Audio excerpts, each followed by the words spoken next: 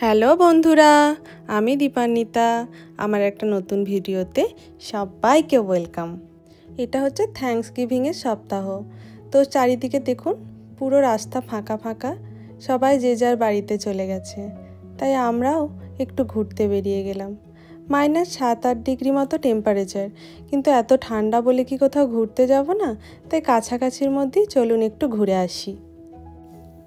বাড়ি থেকে যখন বের হলাম তখন দেখছি হালকা হালকা স্নোফ্লেক্সগুলো উঠছিল, কিন্তু কিছুটা আসার পর দেখছি বেশ পিছিয়েই পড়ে আছে। চারিদিকে সামনেটায় এত স্নোফ্লেক্সগুলো আসছে গাড়ির সামনে সামনে, তো মনে হচ্ছে যে গাড়িটা সামনে এগোনো যাবে না।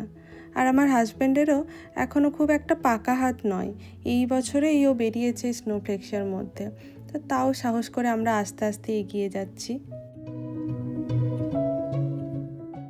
এরপর আমরা হাইওয়ে ছেড়ে একটা শহরে এসে পৌঁছেছি, কারণ একটা গ্যাস স্টেশন দেখে দাঁড়িয়ে যাব। গাড়িকেও খাবার দিতে হবে আর আমাদেরও কিছু খেয়ে নিতে হবে। দেখুন, বরফের চাদরে মুড়ে গেছে, কি অসাধারণ লাগছে। পাতা ঝরা শেষ হয়ে গেলেও এখনও কিছু গাছ তাদের পাতার রং ধরে রেখেছে।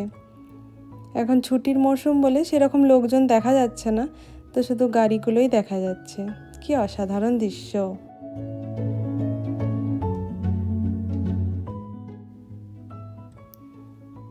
পাশের এই বাড়িগুলো দেখুন কি অপূর্ব লাগছে, সাদা বরফে ঢেকে গেছে। দেখে যেতে বেশ ভালোই লাগছে, চারিদিকটা বরফ পড়েছে আর গাছের পাতাগুলো সব ঝরে গেছে।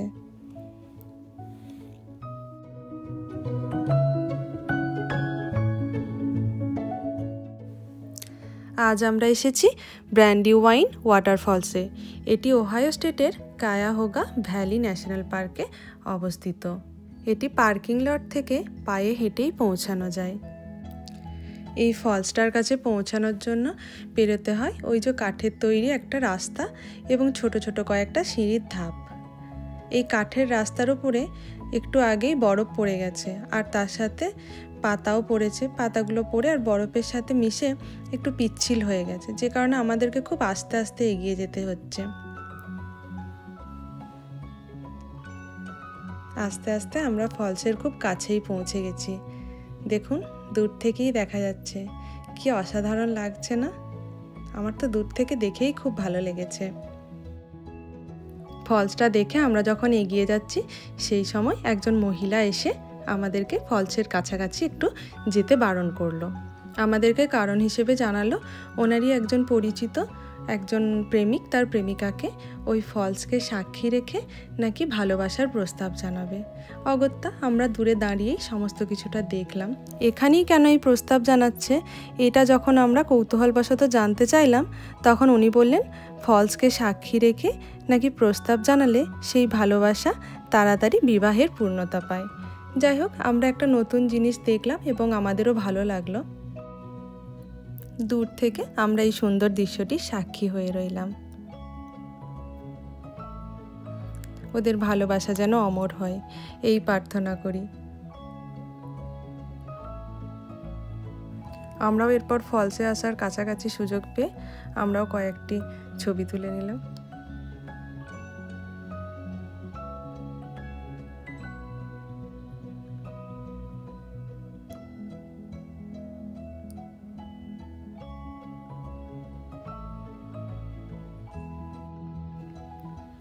এটা অন্য একটা রাস্তা ধরে চলে এলাম ফলসটিকে আরও কাছাকাছি দেখার জন্য। এখান থেকে ফলসটা ওই ওপর থেকে যেটা জলটা পড়ছে সেটা দেখতে পাওয়া যায়। আমরা এতক্ষণ ছিলাম ফলসের নিচে। এই ফলসটি ছোট মনে হলেও এর উপরে 1920 সালে চ্যাম্পিয়ন ইলেকট্রিক কোম্পানি শস্য চূর্ণ করার কারখানা স্থাপন করে, যেটি 1937 সালে বজ্রপাতের পরে বন্ধ হয়ে যায়।